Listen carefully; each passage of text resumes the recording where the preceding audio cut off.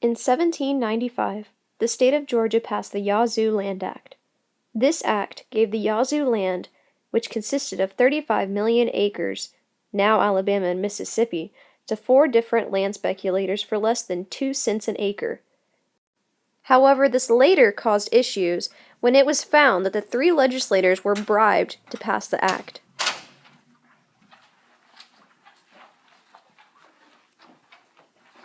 This needs your immediate attention. What is that? Immediate, you say? Look at this. That's odd.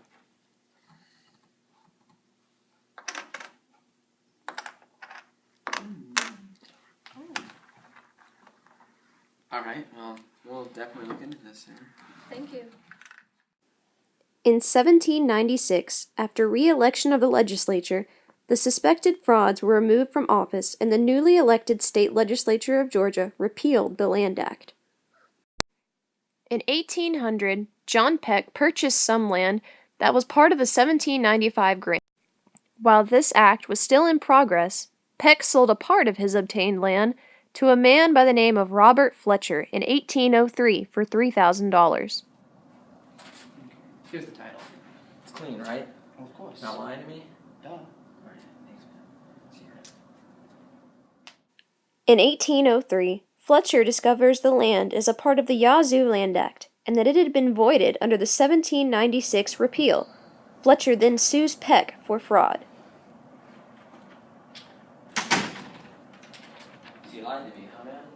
That's a clean So title. this was clean? It's It's clean. not? It is clean. Well, you lied to me. I read over this. It's a clean title.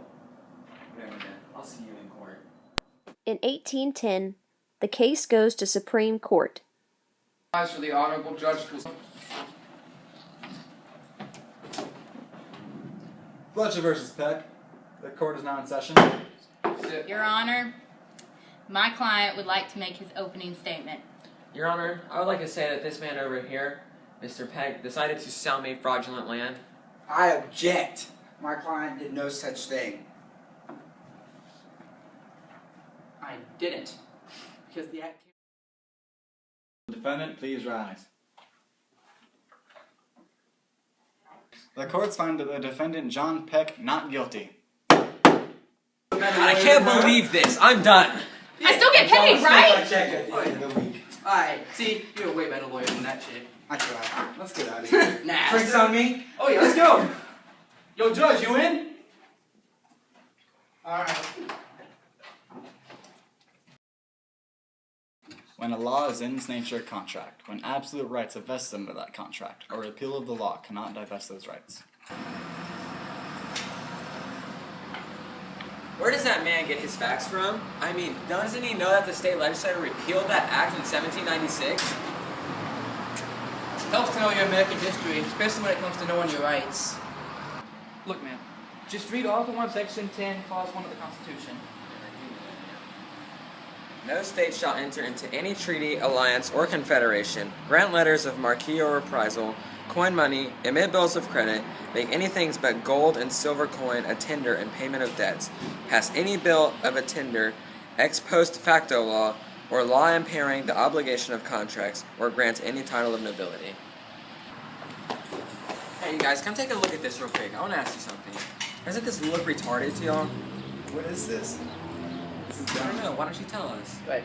The Contracts Clause prohibits state legislators from enacting any laws that cause the direct impairment of contract rights.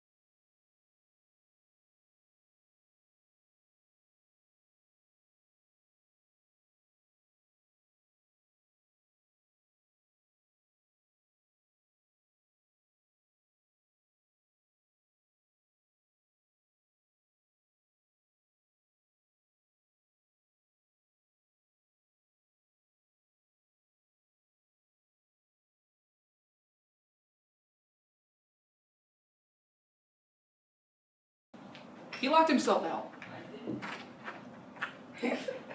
Will the defendant please rise? My arm wrestling. I'm sorry. Will the defendant please rise? Will the defendant please rise? Beaver strangler! Will the defendant please rise? Will the defendant please rise? Law is in its nature a contract, when absolute rights are vested under that contract. A repeal of the law cannot divest those rights. While this act was still in progress, however, when a law is natural. What did you stop? Man, you're recording this? No.